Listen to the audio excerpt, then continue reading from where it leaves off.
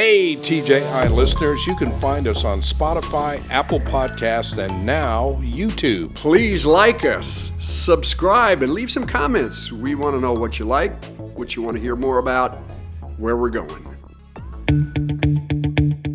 You know, I love doing spots for products I truly believe in, and the Freedom Boat Club Dallas is a perfect example of that. I've proudly partnered with them on Lewisville Lake since 2018, and they later added Freedom Boat Club Texoma. Freedom Boat Club takes the hassle out of boating. You show up, you grab the keys, your boat's ready, you spend the day fishing or skiing or tubing or just cruising around. And then when you're done, you hand the keys back and head home. I've owned boats before, and I can tell you firsthand, ownership comes with expense, maintenance, and yes, headaches. Freedom Boat Club changes all that. Membership includes unlimited access to Lewisville Lake and Lake Texoma, plus reciprocal access to 15 other Texas locations and more than 440 worldwide. Initiation fees start at about $1,900 with flexible monthly plans. If you've been dreaming about lake life without the hassle of ownership, Freedom Boat Club is for you. Just call the number 972-532-1901. Let's go boating.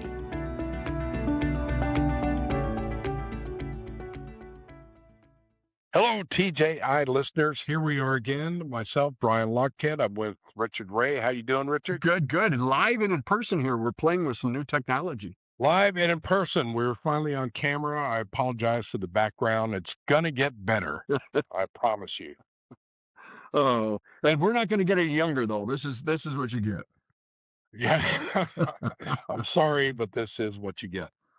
So we have an idea here. We've done 62 episodes, 63, because I got another one coming out soon next week. And we thought we'd go back in time to some of our more popular ones, starting with Waco. We did 3 parts on Waco. Richard was there at the scene. When I say Waco, I'm assuming everybody knows what that is. Can you explain what it is? Yeah, the Branch Davidian compound where the raid happened on February 28th, 33 years ago, and then the fiery end on April 18th. And I happened to be there from the first day to the last. And I've got a lot of behind the scenes stories to tell about that. In fact, since we recorded this episode, every now and again, the Fox Network with their Live Now, Fox, I'm not sure, I think it's Fox Live Now. It's a thing that can be gotten on streaming. If there's a major story that I was involved with, JFK or Waco, they'll call me and do a long interview with and then put it together for the anniversary. And they did that recently. So if you want to hear and see more about that, look up Fox Live Now and Branch Davidian raid story. And it's not just me, it's other people who have covered it and a lot of the video, but that's worth looking at. But we did 3 episodes, and the first one was the beginning, the raid that started it all. 911, what's your emergency? There are 75 men around our building, and they're shooting at us in Mount Carmel. Tell them there are children and women in here, and to call it off. I hear gunfire. Oh, shit. Good evening, friends. It has been over 36 hours now since federal agents first... February 28th, 1993. The ATF raids the Branch Davidian compound at Mount Carmel, just outside of Waco, Texas. Richard Ray was there and shares his personal and professional experiences of the siege. Well, that was kind of a tumultuous, is that the right word, time in my life. I mean, there were some good things going on and some bad things going on. I'd separated from my wife, was living apart from her. One of the kids was living with me and the other 2 were living with her. And so that had been going on for about a year or so. But some good things had happened in my career too, because I had, after a long contract dispute, I had been given a big bump up and basically assigned to do the 5, 6, and 10 Monday through Friday. But I was anchoring in Fort Worth, which is kind of a story for another time. But in any event, it all started on that Sunday morning, February 28th, 1993. It was a rainy Sunday morning. I'd just taken the kids to church and dropped them off at their mother's house, and I came home and the phone was ringing, and it was the station. Of course, we didn't have cell phones or guess we had pagers back then, but I called the station and they were frantic that I needed to get in immediately. Something was going on in Waco and they were talking fast and I didn't get all the details, but I knew something big was going on. And I also knew that we were apparently getting our butts kicked on the day one of this thing. And we'll tell this story later, but the final day of the story, the tables were turned and we were kicking butts, but that's the way it goes in the TV business. So I scrambled to get down to the station as quickly as I could. And I was told to meet a photographer named Phil Fleming, who still remains a great friend of mine. And it was a pouring rainstorm. And by the time we were on the road, I'd gotten a bit of a picture of what was going on. There'd been this raid. There'd been this horrific shootout. I'd already seen some of the video, which you and I both agree, I think is probably the most dramatic news video ever, that we've ever seen at least. And we knew there were federal agents dead. We knew there were probably people inside the compound dead. We knew it had something to do with an ATF raid. And we knew that there was a reporter and a photographer from the CBS affiliate in Dallas, or in Waco rather, Channel 25, a reporter and a photographer who were doing live shots from the scene, but instead of doing them with the CBS affiliate, which we were at the time, they were doing it with Channel 8, the ABC affiliate. Apparently the general manager, the news director, or somebody there had a relationship with Belo, which owned Channel 8 then. And thus they were kicking our butt with live reports. And the young guy that was doing the reports was doing a heck of a job. But we drove through the rain. And by the time we got there, the rain had cleared and the gunfight had ended. So it wasn't just the reporter and the photographer. There was also a live crew down there.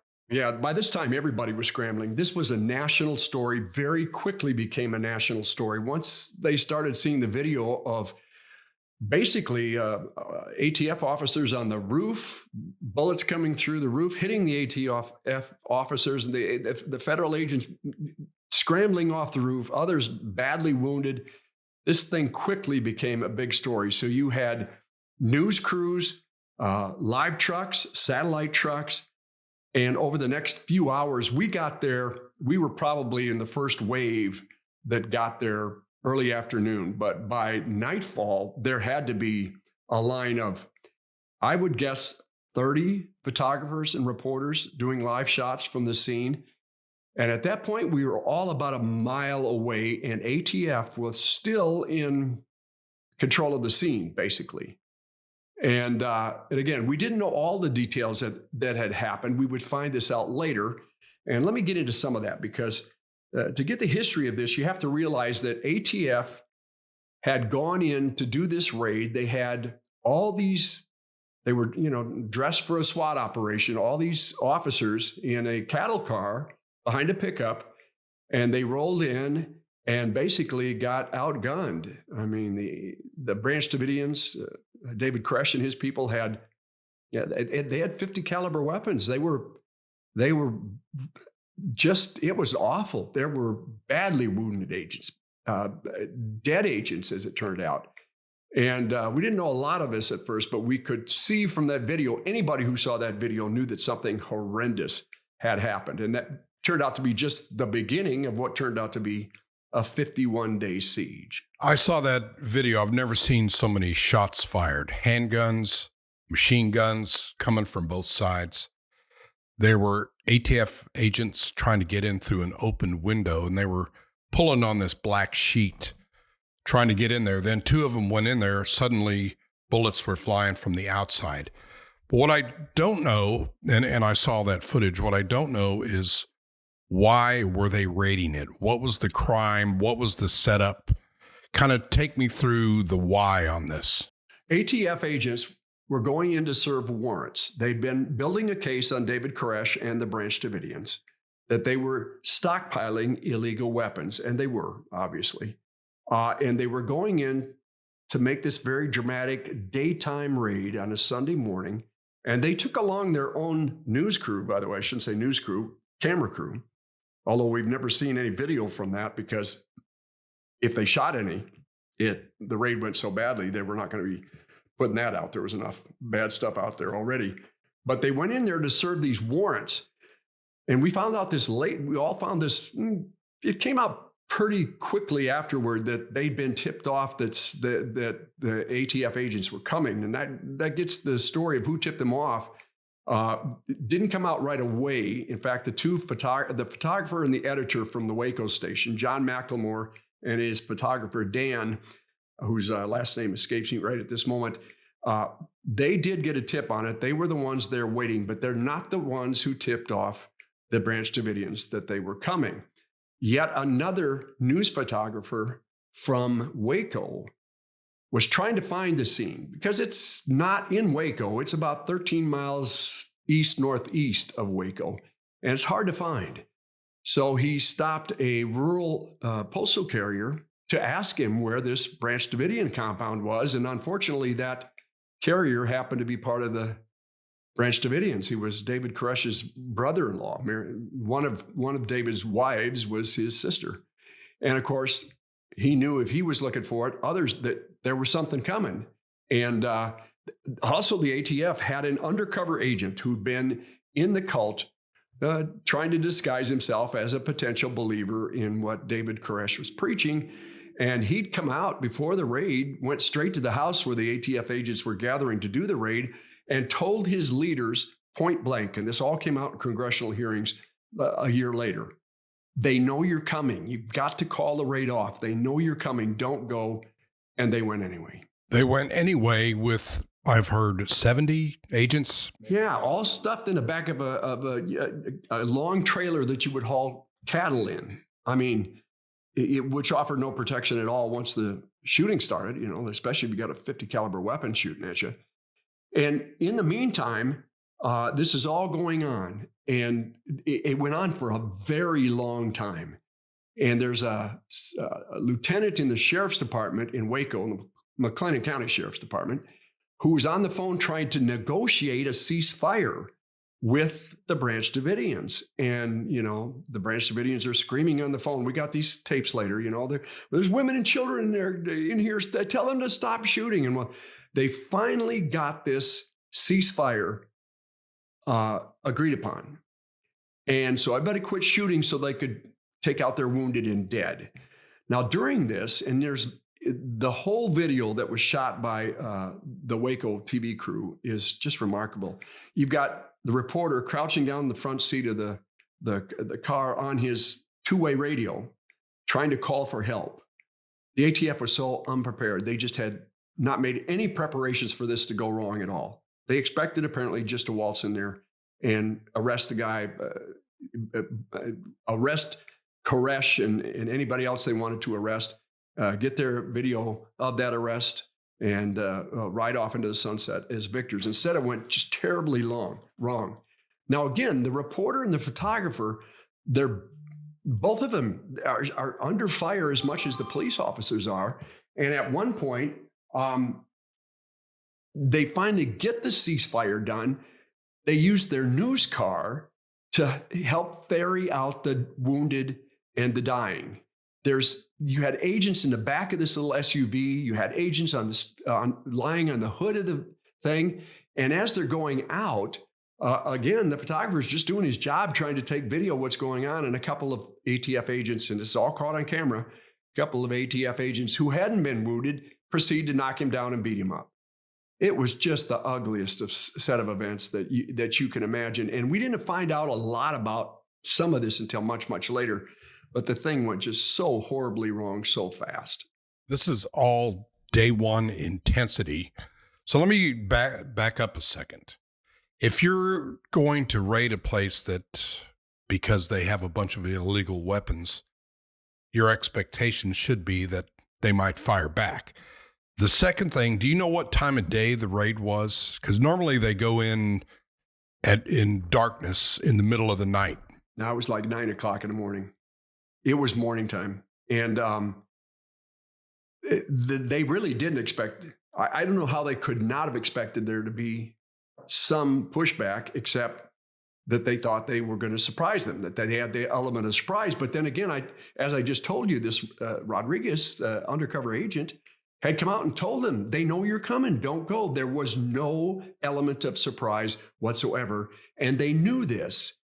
The congressional hearings on this a year later were just astounding at the decision-making process of this. They were so bent on going in there and making this big splashy raid that even when it became obvious that there was no element of surprise, that they were likely to shoot back, they went anyway. They went anyway, 9 a.m. So I've watched enough police shows. They always go in like 4 o'clock in the morning, 5 o'clock, because the theory is that the people inside are still sleeping, they're groggy, they're not quite awake. They don't have clothes on. 9 a.m., they've already had 2 cups of coffee and they're ready. They probably had lookouts too. Did you ever hear anything like that? Yeah, they had lots of lookouts. And this compound, there's nothing surrounding it. It was a poorly built, flimsy building kind of compound on a flat part of ground out there east of Waco where you could see for miles. So there was no getting around it when that pickup and the cattle trailer started coming up the long driveway. They had plenty of notice. So it went bad real quick. And I just still can't get over the fact that they knew they'd lost the element of surprise and they went anyway. And not only that, they had not made any preparations to have ambulances standing by or anything. The shootout went for so long that by the time they finally called a ceasefire, we know now that at least 4 agents were killed and 6 Branch Davidians were killed in the initial raid. And by the time, again, I got there, it was early afternoon. We're all about a mile away.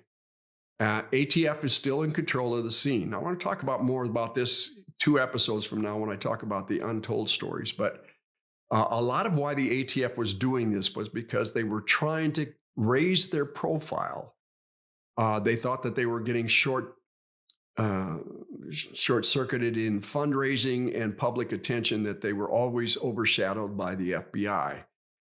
And remarkably, it's about 8 o'clock at night. And of course, we're doing live shots. We've been doing live shots since the time we got there. In fact, we would do live shots almost around the clock for weeks.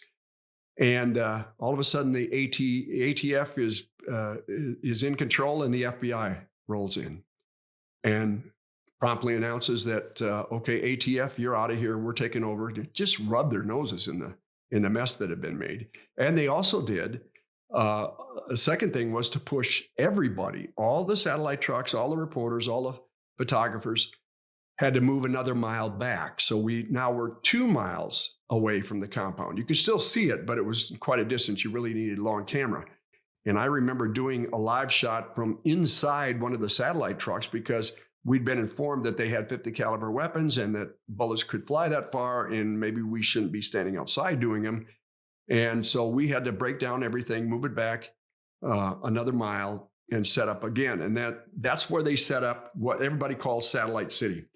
There was a little corner lot with a pony in it, one little horse called Skippy, as I remember.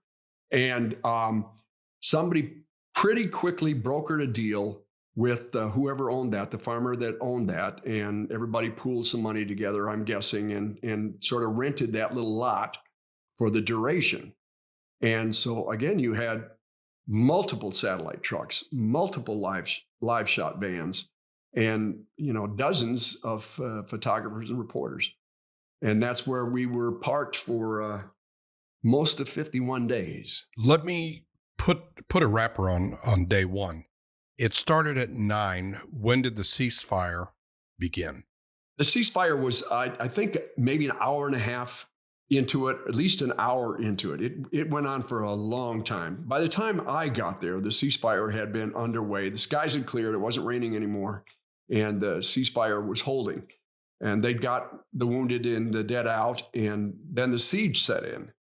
And again, that siege just went on forever and ever. But the initial thought, Bryan, was, and you were involved in the newsroom back in Dallas, the initial thought was we had to stay there because something could happen at any minute. Either the Branch Davidians would surrender and come out, because there were children in there and women in there. They didn't know how many women and children. They knew there were a lot in there. And something could happen. Somebody would come out. And that did start to trickle out. I don't know that there were a lot that came out the first day, probably not the first day, but within a couple of days, one or two people would leave. They sent out 2 or 3 children. But it went on like that, where every time somebody came out of that compound, whether it was a child or somebody that was an adult with the Branch Davidians, that was a huge story. You had to be there with a camera on. In fact, it was very quickly that they got and we weren't the only ones, got a RV, a camper down there. And for the first, I'd say at least a week, if not 10 days or 2 weeks, we had somebody around the clock in that camper watching through the night. They had night scope cameras. Mostly you're just watching, cows walking around in the field in front of you and coyotes chasing them and that kind of thing. But again, the anticipation was everybody was on edge. Something's going to happen. Something's going to happen. And it didn't. And then it got into a different routine. So after the shooting stopped, ceasefire, then you arrive on the scene. So the rest of the day was kind of assessing everything, cleaning up, taking care of the wounded and the deceased. Then what? What do you do on day 2? You've set in the siege. I would think somebody had a sense of how much food they had. That's why you would think they would be coming out soon. How much food do they have? A week's worth, 2 weeks worth? So what did you do from day 2 on? How did you get stories? Well, the first day, of course, there was a lot of people that you wanted to interview that you could interview. The first 2, you wanted to interview the photographer and reporter, John McLemore and Dan, and I'll come up with his name in a minute. But so we talked to them because this video was so incredible, and they're telling the story of the shootout. So that's getting this. We're able to that's an incredible story right there. Run that video and have them walk you through what they saw and what they heard. And so, and then there were briefings from time to time. You would have somebody from first the ATF and then FBI come out and assess the situation, what they knew, how many they knew were dead, how many agents had died, how many had been wounded, that kind of thing. So there was sort of a frenzy of, kind of pull that whole story together. And then as the days went on, this story really had legs because it was such a bizarre history to the whole Branch Davidians and the David Koresh story. So some of these stories, you kind of run out of things to talk about, but not this one, at least not for the first 2 or 3 weeks. There was always something new coming out about how this Branch Davidian cult was formed. It actually goes back, it went back decades. It's sort of an offshoot of the Seventh-day Adventists. And there had been power struggles at the compound before. David Koresh, whose name was Vernon Howell, actually grew up in Garland.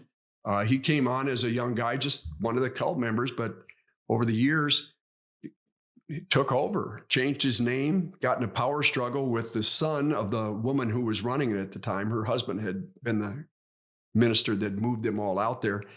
And the bizarre backstory on this thing, power struggle between David Koresh and this woman's son.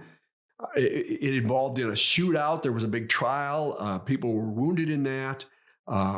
They were trying to prove that they were the one. The son had actually dug up a woman and claimed that he was going to resurrect her. And when it all cleared, David Koresh had complete control of the Branch Davidians, and basically to the point that husbands couldn't sleep with their wives. Only David could sleep with their wives. He was sleeping with 12-year-old children, having babies with babies, basically. And that was another element of what came out. It wasn't just the illegal weapons. There'd been a lot of reports to Child Protective Services and that about what was going on with the children in this compound.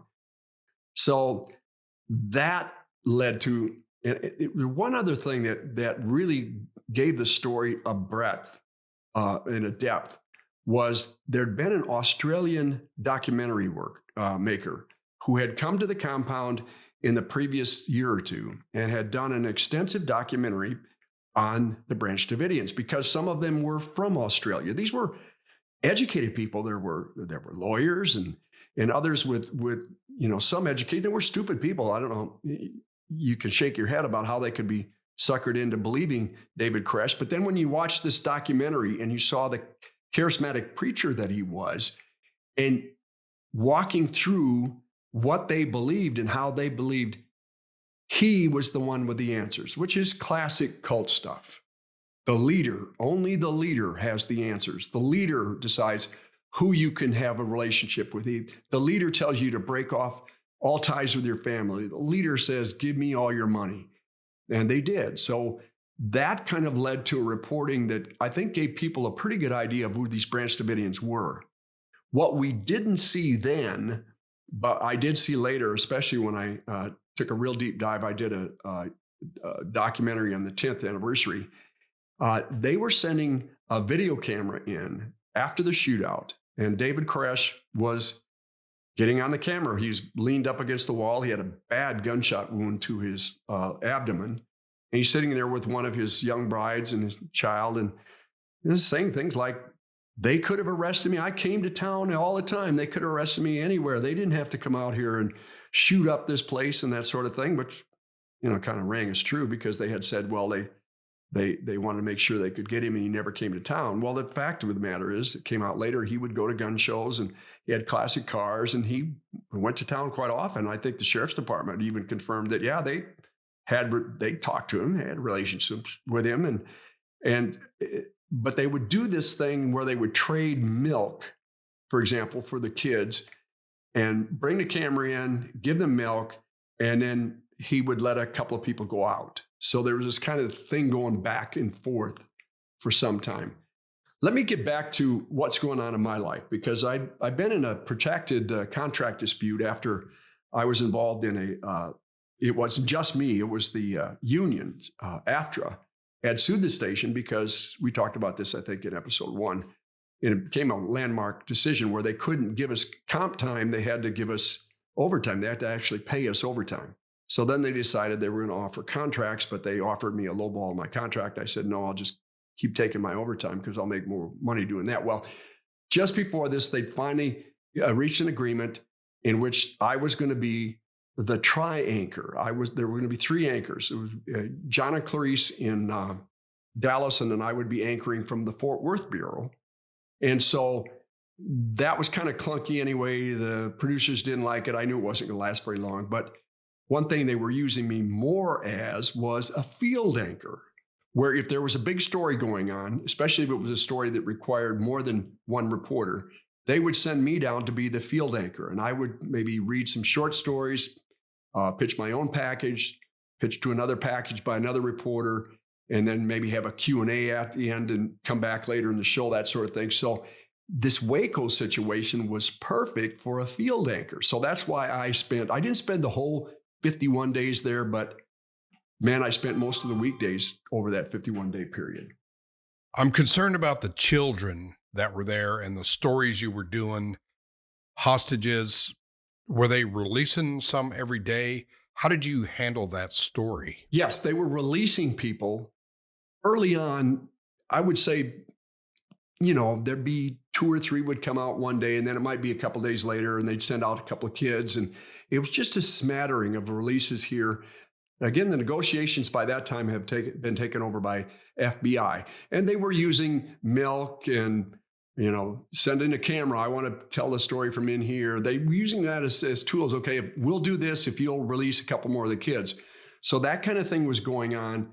And the intensity of that, again, was just incredible, because anytime somebody came out, that was just a huge story that would lead the next newscast, which put me in a bad position too, because I'll give you one example. Early on, we had a satellite truck, and on top of the satellite truck, there was a CBS photographer with a long lens camera. And it was his job to basically make sure that anybody that came in or out of the compound, he caught that action on tape. Well, apparently he left to take a cigarette break or go to the bathroom or something when one of these releases happened. And suddenly I'm getting a call from Dallas, and the news director, who we've been calling MS, is screaming at me as if it was somehow my fault that we had missed this and everybody else had it, but we didn't. Well, I had no control over the CBS photographer. And, but that's kind of the way it was, which led to an interesting story that I think we both have a piece of. There was a lot of Monday morning quarterbacking going on back in Dallas, because there was such pressure to make sure we didn't miss anything that happened, and you never knew anything was going to happen. And at one point, apparently, one of the managers, an assistant news director, who we will call KD, who's a good guy. I like KD. He decides that, well, I'm going to go down and show those guys how to do it. I'm going to whip them into shape. And so he came down there, and Bryan, in 2 days later, after being put through the kind of ringer that we'd been put through, he looked like a zombie. And I think you can pick up the story from there. Well, let me talk about news coverage. Put through the ringer. They're not happy with what you're doing. How do you get your stories down there? Because every day they expect some content from you. But at some point, it's just sheer boredom. I'm going to report that nothing happened. So he went down to help you get stories, or what was the problem? I don't think it was a matter of getting stories because, again, the first few days, there was just such a frenzy of getting caught up with, because new information was coming out every day, every couple hours, we'd hear something new about why they went in, what happened, what went wrong with the raid.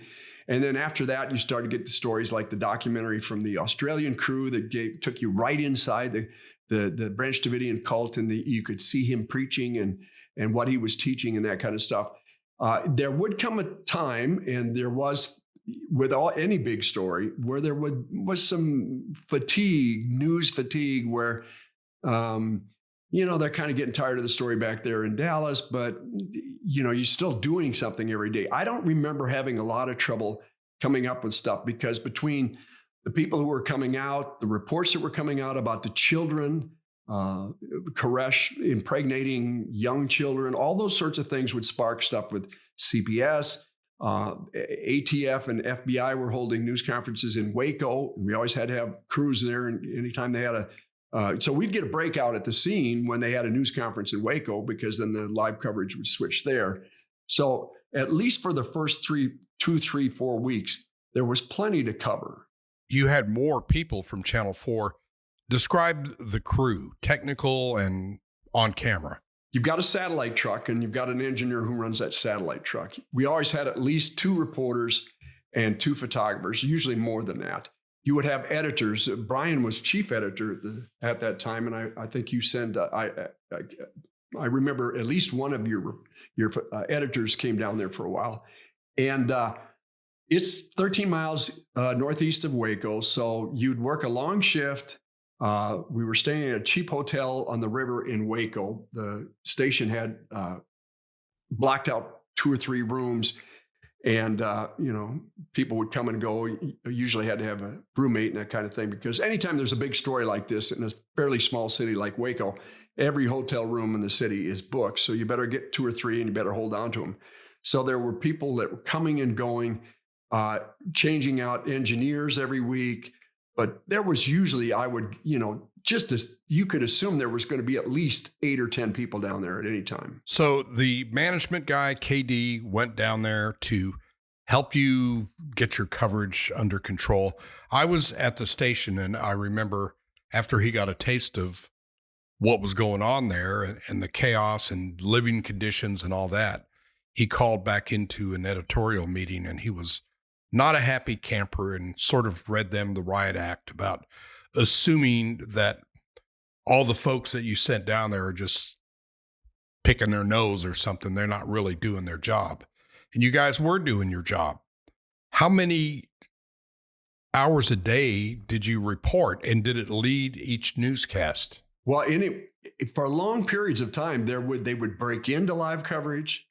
Of course, that first night, it was wall-to-wall live shots. I think by the next day, you were probably doing, maybe they'd break in for a live shot at 10 o'clock in the morning when they had a news conference. You'd be back on live at noon. If there's something happening, they would break into programming. That would occur, less and less, but you were obviously somebody had to cover the morning news, which started at 6 a.m., and somebody had to be there for the 10 o'clock news. So that's, again, you're going to have at least 2 and probably 3 or 4 crews down there to cover all those newscasts. And it was very intense all the time, because everybody's trying to beat the other guys to make sure you're not missing anything on the story. I'll tell you a story about that was, I think, very revealing. It's like 2 or 3 nights in, and the number of people that had come out had gone to a real trickle. And they'd sent a bus in, like a school bus in, and everybody anticipated, okay, well, they're going to send out a bunch of kids, right? And so this is like 7 o'clock at night, dark, at least 7:30 maybe. And a bus comes out, and I'm standing right there, and I think George Villarreal was with me. And we watched the bus come out, and there was nobody on it. Nobody, just the driver. There were no kids on it. Well, Mike is a reporter at KRLD, as I recall, had a breathless little break into a news report that some more kids have been coming out. And then suddenly the other guys, 5 and 8 and whoever else was broadcasting, they've got this promo on there. More children released at the Branch Davidian compound. Suddenly, MS is on the phone to me, screaming at me why we didn't have this. And I said, Mike, there was nobody on that bus. The pressure on me to report that there were children on that bus was incredible. And I finally said, I'm not gonna lie, there was nobody on that bus. But that's the kind of intense pressure that was being put on us. Just because the other guys were reporting something that wasn't true, they expected me to do the same. Now, the other guys, I think they just went off the radio reporter, and he made whatever honest mistake he made, but I wasn't going to do it. So that was another reason I think that may have led them to send KD down there to whip us into shape. And I had, I was tempted to take some satisfaction into the fact that, he got down there and got a taste of what it was really like to be on that end of it. And nobody was sitting around picking their nose. We were all scrambling nonstop for, 12, 14 hours a day. But on the other hand, I liked him, and he was a good guy, and he had never been on that end of it. And once he got a taste of it, he didn't like it very much. It is not glamorous and not as it appears. The news business is highly competitive. You just described that. You're trying to get information that nobody else has. You're trying to be first. I'm thinking it's the original FOMO, fear of missing out, that guides everything and maybe clouds some news judgment or trying to back up what you see. How much of that was going on with your crew? If you hear something, were you able to send somebody else to confirm it or deny it or whatever? Well, you certainly would try to, and that what you really hit it on the nose there. It was this fear that we were going to miss something that the other guys were going to have, and we were going to miss it. Because again, to start the raid, everybody got their butt kicked because the CBS crew from Waco decided to call the ABC affiliate in Dallas instead of the CBS affiliate in Dallas, and we eventually got them on. But by that time, they had a 2-hour jump on the story, and everybody else is scrambling to keep up. And again, stick around for a couple episodes from now, and I'll tell you how we ended up being on the other end of that and kicking everybody else's butt at the end. I'm sure their crews are getting hollered at it because Channel 4's got that. How come you guys don't have that? And that was full circle. So it's going on now, 48 days. Something like that. Yeah. I'd keep in mind that there would be a sort of a buildup, that they would look like David Koresh was finally going to let somebody out. And there's all these negotiations going on, and Koresh would promise to do this and promise to do that. At one point he said, if you give me, I don't know how much time he asked for, but he got like 2 hours on the radio, KRLD radio, 50,000 watt channel, coast to coast radio, basically let him ramble on for 2 hours with all this Revelation Bible stuff. And the anticipation was once they let him do that, everybody'd come out peacefully and all those kids would be safe. And he broke his promise, and he broke his promise over and over and over again. In fact, I made some notes here as I go through my stuff earlier. The last time that anybody heard from David Koresh at all was April 14th. Okay, and he made a statement through his defense attorney, a lawyer named Dick DeGuerin, which was probably the most famous defense attorney in the state at that time. And he claimed that he was writing an interpretation of the 7 seals in the book of Revelation. And that when he had finished writing his interpretation of that, then everybody'd come out. They waved the white flag and all the kids and everybody would come out. Nobody believed him. By this time, he'd broken his promises so many times. News fatigue had set in. It wasn't the lead story anymore. It was like, we're still down there in case something happens, but all sorts of other news are pushing it out. And Friday, April 16th, which would have been day 48, everybody left Satellite City.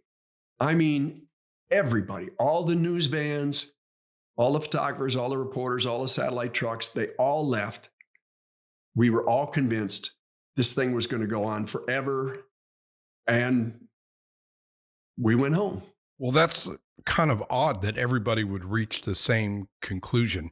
Was there stations talking to each other, kind of saying, we're going to leave. If you leave, I'm going to leave, or I'll leave first and you leave. But if you don't leave, I'll stay because fear of missing out.